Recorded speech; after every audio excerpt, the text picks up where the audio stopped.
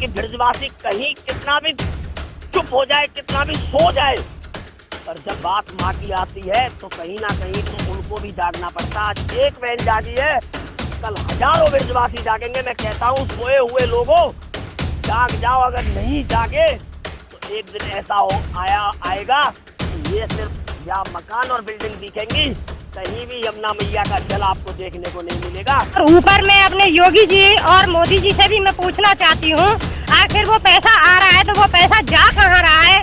सब अपनी मस्ती में मस्त है, माल मलाई मार रहे हैं, यमुना मैया की छाती पे फपोले पड़ रहे हैं, उनके कानों तक चूनी रेंग रही है। जाते हैं न कि एक बहुत बड़ी बीमारी लेके जाते हैं। इतना केमिकल युक्त तो जो पानी ये लोग पिएंगे, इस मुद्दे को उठाने वाला नहीं था, इस तरह से दिखाने वाला नहीं था। सरकार का मसीहा नहीं बिगाड़ता, बट उसके जो नीचे जो कहते हैं ना दल्ला बोलते हैं उनको, जो नीचे जो दल्ला बैठे हुए हैं, जो आला अधिकारी बैठे हुए हैं, वही उनको बदनाम करते हैं। दर्शकों, अब हम पहुंचे हैं इसके अंतिम पड़ाव पे और मैं कहूँगा कैमरामैन से दिखा दें। देखिए क्या स्थिति है यमुना माँ की, जिसको कहते हैं कि यमुना माँ। अब आप देखिए उस माँ की छाती पे किस तरीके का पानी इन राक्षसों के द्वारा ढकेला जा रहा है, तेजाब युक्त पानी। आप देखिए यहाँ पे जो कांटे लगे हुए हैं, उन कांटों पे किस तरीके का रंग इस तेजाब का हो गया है। अगर यही पानी किसी को पिला दिया जाए तो क्या हालत होगी उस आदमी की, कितना कितना तड़प तड़प के वो आदमी मरेगा। और वही दयनीय हालत आज यमुना माँ की है। यमुना माँ पे ये डाला जा रहा है केमिकल युक्त पानी और यमुना माँ की छाती पे फपोले पड़े हुए हैं, मगर इनको वो फपोले नहीं दिखते, उनको कुछ नहीं दिखता। मैं कहूँगा कैमरामैन से दिखा दे, ये यमुना माँ है। देखिए किस तरीके से यमुना माँ आ रही है वहां से बहती हुई और कह रही होगी मैं ब्रज में जा रही हूँ, ब्रजवासी मेरे बेटे हैं, मेरा सम्मान करेंगे। पर क्या सम्मान किया जा रहा है ब्रजवासियों का है? ब्रजवासियों की माँ का क्या सम्मान किया जा रहा है यहाँ के आला अधिकारियों के द्वारा? ब्रजवासी की माँ पे इस तरीके से फपोले पाड़ने का काम किया जा रहा है। कितना केमिकल युक्त पानी इस पे डाला जा रहा है यमुना माँ की छाती पे। मैं कहूँगा कैमरामैन से एक बार इधर भी दिखा दे। हम इस जंगल के रास्ते से देखिए,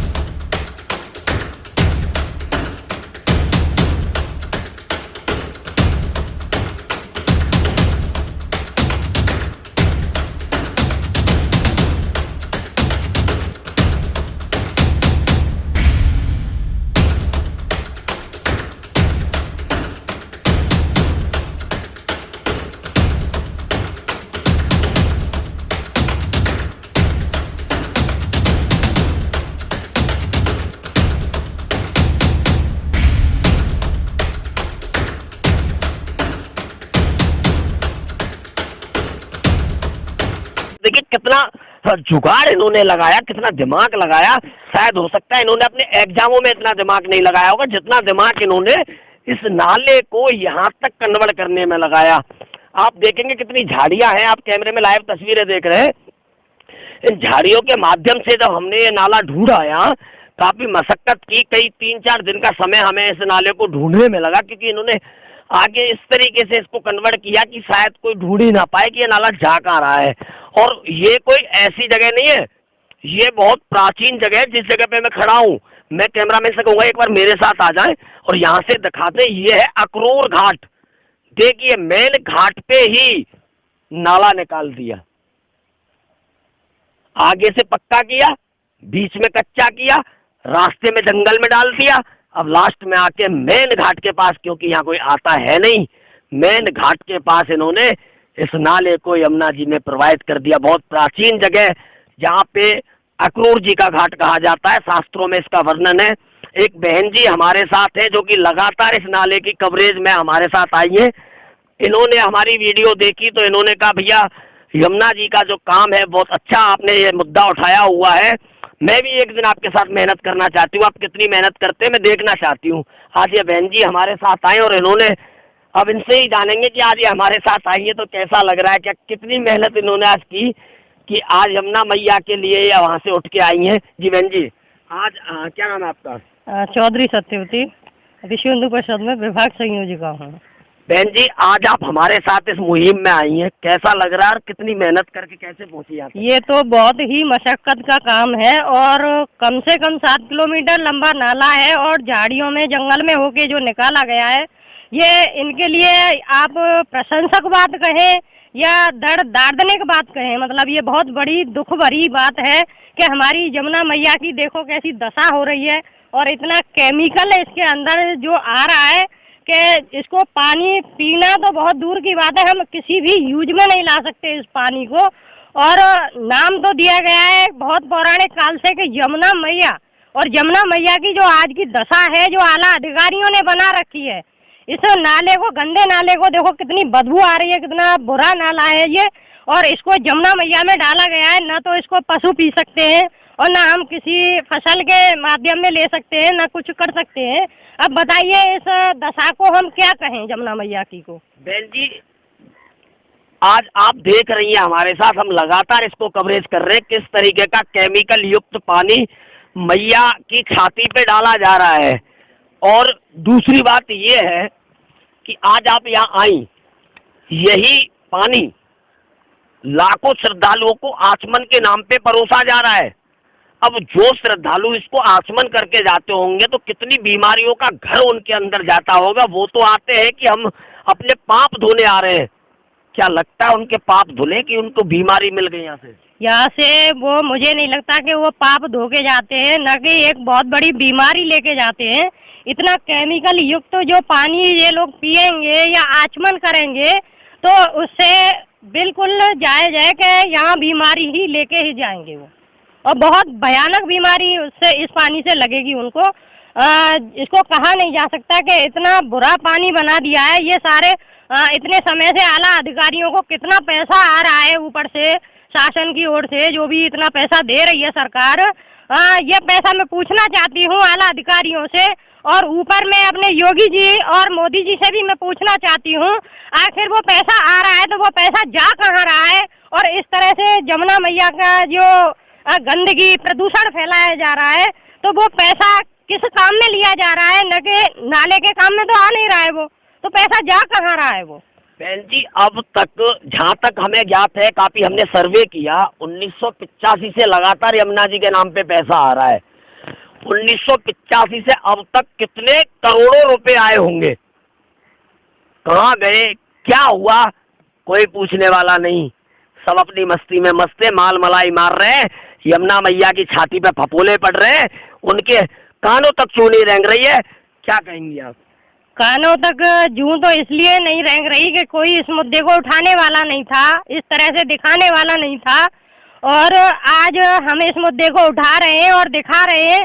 तो हम योगी जी से अपील करते हैं, गुजारिश करते हैं, विनती करते हैं कि हमारी जो जमुना मैया की दशा है उसको भी देखें आके, और ये गंदे नाले दिखाई दे रहे हैं इनको भी आके देखें, और जो प्रशासन और शासन से जितना भी सरकार ने पैसा दिया है नाला अधिकारियों को, उनका भी हिसाब लिया जाए कि आखिर ये पैसा गया तो गया कहाँ।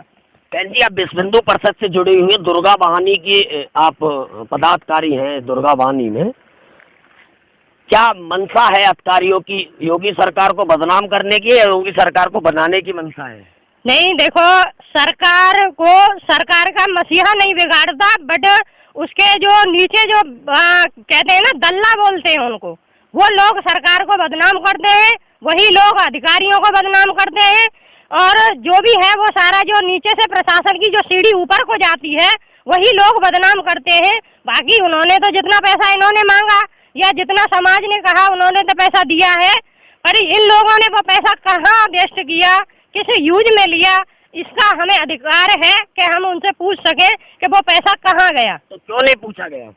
इसलिए नहीं पूछा गया कि किसी ने इसका मुद्दा ही नहीं उठाया था आज तक। आपने उठाया है, हम आपके साथ हैं और हर तरह से आपके साथ हैं।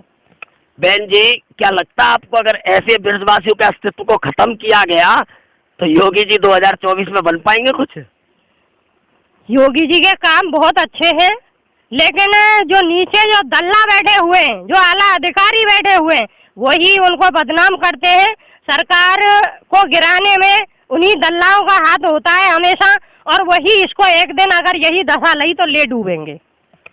ये थी हमारे साथ विश्व हिंदू परिषद की दुर्गा वाहिनी से बहन सत्यवती, और ये आज हमारे साथ लगातार ये हमारी कवरेज देख रही थी, तो इनका भी मन किया कि क्यों ना मैं, क्योंकि ब्रजवासी कहीं कितना भी चुप हो जाए, कितना भी सो जाए, पर जब बात माँ की आती है तो कहीं ना कहीं तो उनको भी जागना पड़ता। आज एक बहन जागी है, कल हजारों ब्रजवासी जागेंगे। मैं कहता हूँ सोए हुए लोगों जाग जाओ, अगर नहीं जागे तो एक दिन ऐसा आएगा कि ये सिर्फ या मकान और बिल्डिंग दिखेंगी, कहीं भी यमुना मैया का जल आपको देखने को नहीं मिलेगा। जैसे कई नदियां गायब हो गई, ये यमुना माँ भी गायब हो जाएगी, और यमुना माँ गायब हुई तो ब्रज गायब हो जाएगा। जब भगवान श्री कृष्ण ने गाय ने जब पानी पी लिया था यमुना मैया का, तो वो जब मरने लगी तो भगवान कृष्ण को बहुत पीड़ा हुई, तब इसको शुद्ध किया गया था, ब्रजवासी को दिया गया था। अगर यही नहीं रही तो क्या अस्तित्व तुम्हारा रहेगा?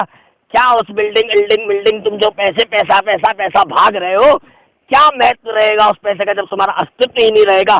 जिस तरीके से देख सकते, कांटों को दिखा दे एक बार, मैं कहूँगा कैमरामैन से एक बार ये कांटे भी दिखा दे, केमिकल से क्या हालत इन कांटों की हो गई है। तो अब आप अंदाजा लगा लीजिए कि जिस आदमी के मुख के थ्रू ये पेट में जाता होगा तो उसके पेट में कैसी हालत होती होगी।